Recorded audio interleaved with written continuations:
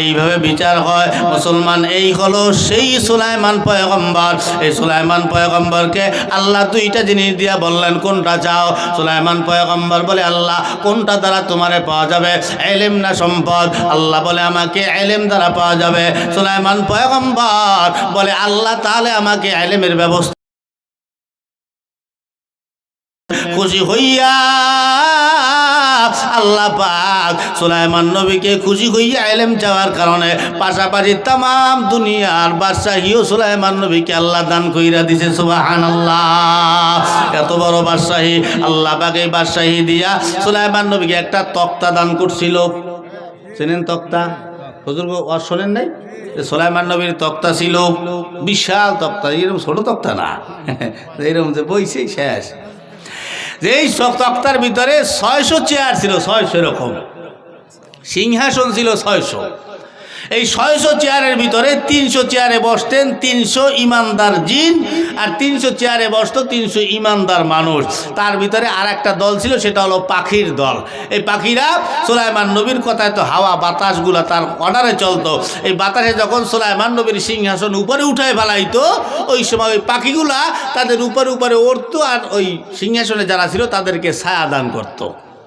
এই সুলাইমান পয়গম্বর এই তাম দুনিয়াটা গড়তে কত বছর সময় লাগবে জানেন না? উনি 12 দিনে তার সিংহাসন লইয়া তাম দুনিয়াটা ভ্রমণ করতেন, মাত্র 12 দিনে। কয় দিনে? মাত্র 12 দিনে। এখন তেলের গাড়ি তেলে চলে, হাওয়ার গাড়ি হাওয়া চলে, বিনা তেলে চালায় গাড়ি তক্তে সুলাইমান, মোরা সেই মুসলমান। ঠিক না? আমরা সেই মুসলমান।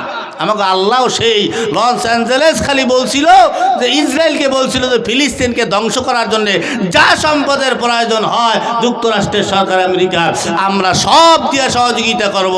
আল্লাহ কয় তোরা সব দিয়ে সহযোগিতা করবে। মাজলুমের চোখের পানি আমি আল্লাহ কি মোটেও দেই না? আল্লাহ কয় কোনো বোম লাগবে না, তেল লাগবে না, আগুন লাগবে না, আমি বিনা বোমে বিনা তেলে বিনা মেসের কাঠিতে বিনা গ্যাসে আমি আল্লাহ তোদের পুরো শহরকে জ্বালায় সারকার করে দেবো।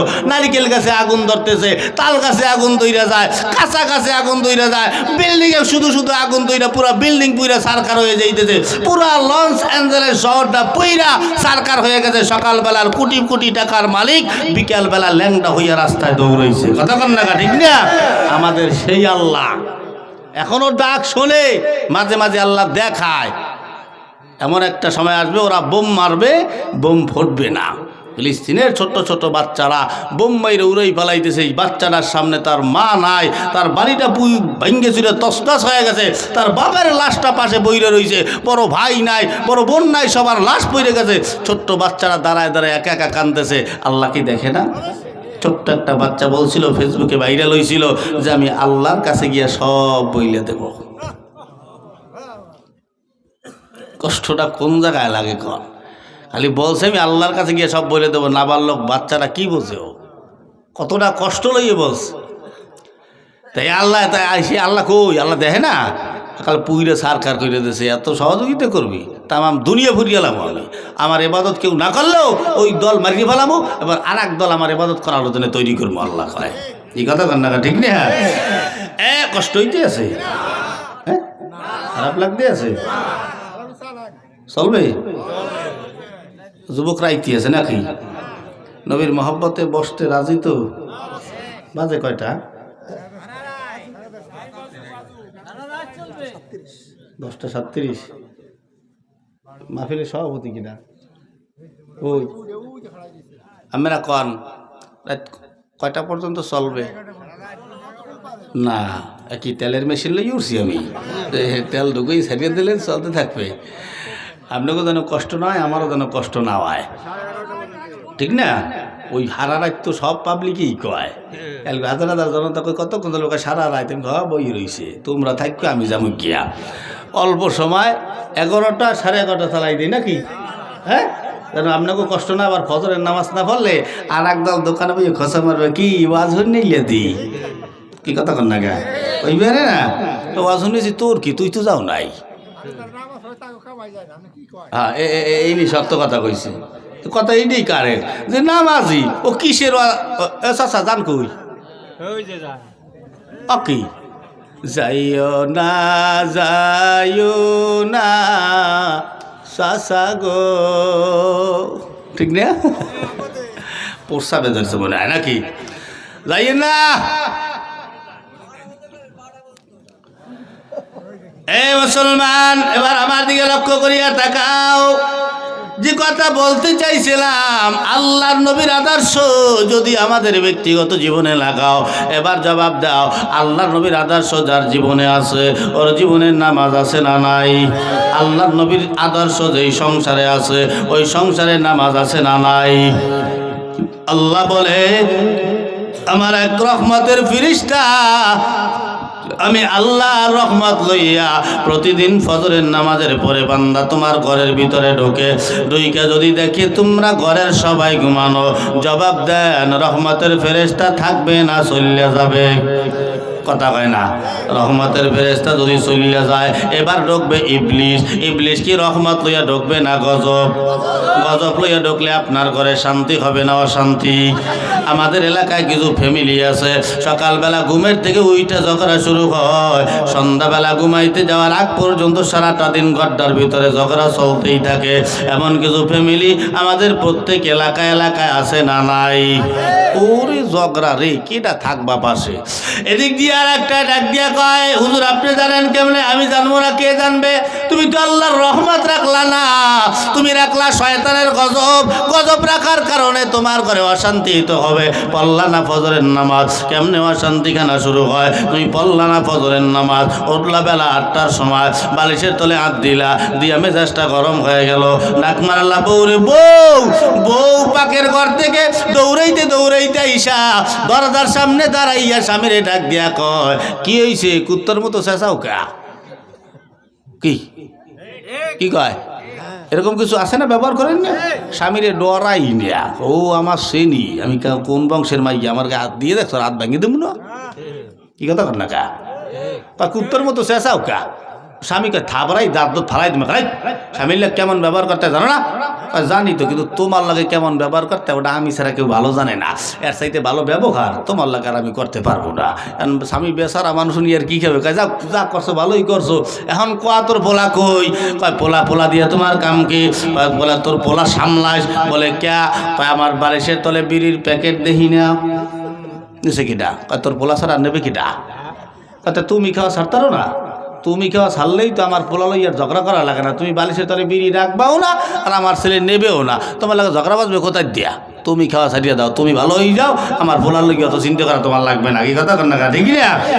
এরকম বহু ছেলেরা আছে, বাপের পকেট থেকে টাকা পয়সা, বিড়ি, সিগারেট, গাঁজা, মদ যা পায় সব সাফা করিয়ে ফেলায়। কি কথা কর না? ঠিক না? সিগারেট খায়। এই সিগারেট হলো নেশার প্রথম ধাপ। এই সিগারেট থেকেই তো গাঁজা খাওয়া, ফেন্সিডিল খাওয়া, এটা খাওয়া, ওটা খাওয়া। আগে তো নেশার নাম কইলে চেনা যাইতো, এখন নেশার নাম চেনাও যায় না। আপনি যে চেনবেন, কিভাবে চেনবেন? নেশার নাম রাখছে বাবা। কি নাম? বাবা। এরপরে নাম রাখছে ডাইল, তোরে খামু গাইল। এই যে আছে না? আপনার সামনে নেশা আনাইতে আছে। কেমনে আনায় জানেন? আপনি যেন না বুঝতে পারেন, এর লেগে পাশের বন্ধুরে ডাক দিয়ে বললে দিতে আছে যে বন্ধু ওই আসার সময় আব্বারে লইয়ে আইস। কি কয়? আসার সময় আব্বারে লইয়ে আইস। বাবা ওটা বা কইলে তো আবার চিনিয়ে লাগবে না, কারণ বাবা তখন চিনিয়ে ফেলাইতে আছে। এরপরে অনেক যুবকরা জোতার গামও খায়, মদ খায়, ফেন্সিডিল খায়। এরপরে ট্যাবলেট তো ডাক্তারি ট্যাবলেট, কত ট্যাবলেট আছে, কোন ট্যাবলেট খায় কেটা জানে, ঠিক না? এই খাইয়া জীবনটারে তস্তস করিয়ে ফেলাইতে আছে। কে এগুলা খাও কা? এগুলা খাওয়া ভালো না, নিজের জীবন নষ্ট করো কা? তাহলে আসেন এবার আমারে জবাব দেন, ইবলিশ আমাদের শত্রু না বন্ধু? সবাই কয় না ইবলিস আমাদের শত্রু। কেমন শত্রু শুইনা লাও। আল্লাহ পাক আদম নবীকে সৃষ্টি করার পরে আল্লাহ পাক সবাই রে ডাক দিয়া বললেন উসজুদ, তোমরা সবাই সিজদা দাও। সবাই সিজদা লুটে বলল ইল্লা ইবলিস, খালি ইবলিস সিজদা দিল না। আল্লাহ পাক বললেন কিরে ইবলিস কেন সিজদা দিলি না? আল্লাহ ইবলিস ডাক দিয়া বলে আল্লাহ আমি হইলাম আগুন আর ও হলো মাটি, এতটুকুনের কারণে আমি আল্লাহ সিজদা দিলাম না। আওয়াজ দিয়া কয় আল্লাহ। আল্লাহ পাক বলে লানাতুল্লাহি আলাল ইবলিস, আমি আল্লাহ তোরে লানত দিয়া দিলাম, তুই ধ্বংস হয়ে গেলি। জান্নাত তোর জন্য হারাম, জাহান্নাম তোর জন্য ওয়াজিব, তুই মরদুদ শয়তান হয়ে গেলি। আজকের পর থেকে তুই আর জান্নাতে ঢুকতে পারবি না। ইবলিস মনে মনে রাগ করিয়া ফেলাইলো। আল্লাহ সামান্য একটা মাটির বনি আদমের কারণে আল্লাহ আমাকে জাহান্নামী বানায় দিল, এটা কিন্তু আল্লাহ তাআলা ঠিক করলেন না। না না, উনি মনে মনে ভাবতেছে আমিও যদি কোনোদিন বাঁচতেই থাকি তাহলে মাটির একটা বনি আদমকেও আমি জান্নাতে যাইতে দিব না। মনে মনে ভাবতে ভাবতে মুখ প্রকাশ করিয়া ফেলাইলেন। আল্লাহর আওয়াজ দিয়া গো আল্লাহ গো, যাওয়ার যেহেতু জান্নাত থেকে বের করিয়াই দিছো, যাওয়ার আগে আগে আল্লাহ আমি আপনার কাছে কিছু চাবো, আপনি আল্লাহ কি আমাকে দিবেন? আল্লাহ বলে মন ভালো আছে, কি চাবি চা, আমি আল্লাহ তোরে দিয়ে দিব। এই কথা বলার পরে ইবলিস ডাক দিয়া কয় সুযোগ পাইয়া আওয়াজ দিয়া বলে আল্লাহ আমারে কিয়ামত পর্যন্ত হায়াত দাও। আল্লাহ বলে দিলাম কিয়ামত পর্যন্ত হায়াত। এবার আল্লাহরে ডাক দিয়া আবার জিগায় আল্লাহ গো আমি কিয়ামত পর্যন্ত হায়াত কেন নিলাম? আপনি আল্লাহ কি তা জানেন? আপনাদের কি বিশ্বাস আল্লাহ কি জানে? পণ্ডিতে জিগাইতেছে আল্লাহ জানে কিনা। আওয়াজ দিয়া আল্লাহ মস্কারি করে। আল্লাহ বলে না আমি জানি না, কেন নিশ্চয় বল। আওয়াজ দিয়া কয় আল্লাহ আমি যেহেতু জাহান্নামী হইয়েই গেলাম, কিয়ামত পর্যন্ত হায়াত নেওয়ার মানে হলো তোমার, আমি যেহেতু জাহান্নামী হইলাম এই বনি আদমের কারণে আমিও পাল্লা লাগাইলাম, তোমার একটা মাটির বনি আদমকেও আমি জান্নাতে যাইতে দিব না। আল্লাহ বলে কোথায় নিবি? কয় আল্লাহ জাহান্নামে নিব। বলে কেমনে নিবি? কয় আল্লাহ তোমার এই মাটির বনি আদম গুলাকে জাহান্নামে নেওয়ার জন্য আমি সর্বোচ্চ চেষ্টা চালাবো। তোমার এই আদমকে জাহান্নামে নেওয়ার জন্য আমি হাজার হাজার মজার মজার গুনার রাস্তাগুলা খুইলা দিব। তোমার এই বান্দারা গুনাহ করবে আর জাহান্নামে যাবে। এজন্য দেখবেন দুনিয়া যত গুনার রাস্তা আছে সমস্ত গুনার রাস্তার ভিতরেই কিন্তু মজা আছে। ঠিক না? মজা নাই। সুদ খাইতে মজা, ঘুষ খাইতে মজা, খারাপ পথে চলতে মজা, খারাপ জিনিস দেখতে মজা, মোবাইল চাপতে মজা, খারাপ সিনেমা দেখতে মজা, বেপরদায় চলতে মজা, নামাজ ছাড়া থাকতে মজা, রোজা ছাড়া থাকতে মজা, লুচ্ছামি করতে মজা, লম্পটি করতে মজা, বেপরদায় চলতে মজা, পরের মাইয়ার লাগে প্রেম করতে মজা, নিজের বউর লাগে কথা বলতে ভালো লাগে না, পরের বউর লাগে কথা একবার শুরু হইলে আর বুঝি শেষ হয় না। ঠিক না? ঠিক আপনারা কন ধরা খাই গেছে ক্যা? পরের বললো কতক্ষণ ওরে আল্লাহ মোবাইলে টাহা ঢুকই আর মিনিট। পরের বউরে ফোন দিয়ে উনি কয় জান, পাখি, লক্ষ্মী, কলজা, পুঁটি মাছ, ভেদা মাছ, খাতা, বালিশ। ওরে আল্লাহ, ও মহিলাকে ওয়া কি আল্লাহ এরম ডাক তো আমার স্বামীও আমারে দেয় না। মহিলাও গেছে পাগল হইয়া, এত মজার কথা। এরকম একদল স্বামী আছে না, পরের বাড়ির বউরে জান, পাখি, লক্ষ্মী কলজা বলাইয়া ঘরে আইয়া নিজের বউর লগে কুত্তার মতো ছটাং ছটাং মেজাজ দেখায়। কি একদলের স্বামী আছে না, ভাতে লবণ হয় না হেলেকে বউ ধরিয়ে মারে, তরকারি ভালো হয় নাই কে একটু পানি বেশি দিয়ে লাইছে এজন্য বউরে ধরিয়ে মারে, ঘরে দরজা আটকে পিডে আর আব্বা কইলে কোনো সারাসারি হইবে না, তোরে পিডেই সবাই ফেলাইতে আছে। ক্যা মারো? কে তুমি রাইন্দে খাইয়ে দেখছো? মারো কেন? ও মাইয়েরা কি কার? ও মাইয়ে না, ও মাইয়ে না একজন বাবার আদরের কন্যা ছিল, একজন ভাইয়ের আদরের ছোট বোন ছিল, একজন মাঝে তারে কত ভালোবাসতো, কত মহব্বত করত, তার তো কোনো সীমা রেখাই ছিল না। এরপরে এলাকাবাসীর সাথে কত মিল মহব্বত তার সাথে ছিল, এগুলো সব ফালাই তুইয়া শুধু বিয়া কইরা তোমার হাত খান ধইরা তোমার বাড়িতে চলে আসছে। তুমি ছাড়া এই বাড়িতে তারা আপনার কেউ নাই। এখন তুমি যদি ঘরের ভিতরে আটকাইয়া চলা দিয়ে পিডাও, এই দুঃখটা বলবে কার কাছে? কি কথা কান না? কারো কাছে বলার আছে? তুমি যদি মারো তার কার কাছে বলবে? এজন্য মারিয়েন না, মারামারি না করিয়া দুইজন একটু মিল মীমাংসা করিয়া নিলেই কিন্তু ব্যাস সংসারটা সুখের হইয়া যায়। এই সংসারটাই আমরা সুখের করতে পারতে আছি না। এই মহিলারা অসন্ত আইছে না, মহিলা প্যান্ডেল করা হয়েছে। হ্যাঁ, ও মহিলারা তো কইবের তো চেতা হুজুর, ঠিক না? আমাকে পক্ষের হুজুর লইয়েই পড়ছে দেই সবাই। না, কিসের তোমাকে পক্ষ, বাস তোমাকে লইয়াও রেডি, তোমরাও ভালো না, এই কথা কন না কা কইবেন যে আমাকে পক্ষে কই যেতে আছে, সেটাই যাইবি এনে যারে। কিছু কিছু মহিলাও আছে ভালো না, কিছু কিছু মহিলা আছে স্বামী যদি কথা কয় একটা, ও ঘুরেই উত্তর দেয় 3 দিয়া, এই কথা কন না কা 3 উত্তর দেয়। সব স্বামী তো আর এক না, আমি তো এরকম না, অন্য রাখা হুজুর আপনি কথা কন না, কি আমরাও কি ওই ওই ওই পারি না, কিন্তু আমরা হাত চলে, আমাকে জন্মের হাত চলা চলে। মহিলারা দেখবেন এক জায়গায় 2 জন হইলে এই মহিলা অভ্যাস ভালো না, এক জায়গায় 2 মহিলা যদি হয়, ওই এক মহিলা আর এক মহিলারে বাইরের খবর জিগায়, ভাই এক মহিলা আর এক মহিলার দাঁড়িয়ে হওয়ার পরে জিগাইতেছে যে ভাবি ওই আপনার ঘরের বাইরের খবর কি, ভাই কেমন? কাকা তুই বাইরের খবর লাও, তুই কি বাইরে বিয়ে করবি? কয় না, তোমার ঘরের বাইর মেজাজ হলো কুত্তমার্কা মেজাজ, কথায় কথায় চলা লইয়ে ফিরেইতে ওঠে। কয় এই কথা? কয় হয়, এত মেজাজ গরম? কয় হয়। কয়তে আমার ভাইয়ের খবর তো কইলেন, তা তোমার ভাই কেমন একটু কও দেই শুনি। কয় দূর ও কোনো বেডা, অতই বিরিয়াল, আমার সামনে কথা কইতে রে সবাই ফেলাবো না, আমি কোন বংশের মাই আমার চেনে, কোনো কথাই তো কইতে দিতে আমার সামনে, কোনো কথা কইতে পারবে না। কয় ভাবি আপনিও যদি 2-4 দিনের মোহে মোহে কথা কন, দেখবেন আপনার স্বামীটাও বিড়ালের মতো হয়ে গেছে। এই জন কইছে, ওই মহিলা কয় তো সুন্দর পরামর্শ, যদি আমার স্বামী বিড়ালের মতো হয় তাই আমি কথা কইতে অসুবিধা কোথায়? আমার বউ একবারই যাইয়ে দেয় সকালবেলা, ওই ঘরের বউ ওই ঘরের ব্যাটারে চলা দিয়ে পিড়াইতে আছে, এজন্য কি আমার বউ ওই কি আমার চলা দিয়ে পিড়াইতে পারবে? হ্যাঁ, আমি কি সেই বেডা? কি সমস্যা? তা গোসল গোসল করেন কেন? হ্যাঁ, গোসল গোসল করলে কেমন কেমন লাগে না? আপনার কষ্ট হইতে আছে? আরে হনেন মেয়ে একটু বল। তাই এই মহিলা ওই মহিলার পরামর্শ পাইয়া ও গেছে আর স্বামীরে শাসন করতে, বিকেলবেলা গেছে আর স্বামীর হাতে আসলে সোয়ালা, কোথায় যেন একটা সোয়ালা লইয়া বাইরে আইসে হাঁটতে হাঁটতে ওখানে বইয়ে ঝগড়া শুরু করে দিতেছে, স্বামীর মোহে তর্ক শুরু করছে। স্বামীকে তুই আমার চেনো না? চিনিত কথা, আরো ভালো করে একটু চিনিয়ে যা, ইচ্ছার হোম পিড়েই গিয়ে সবাই ফেলাইলে ওখানে।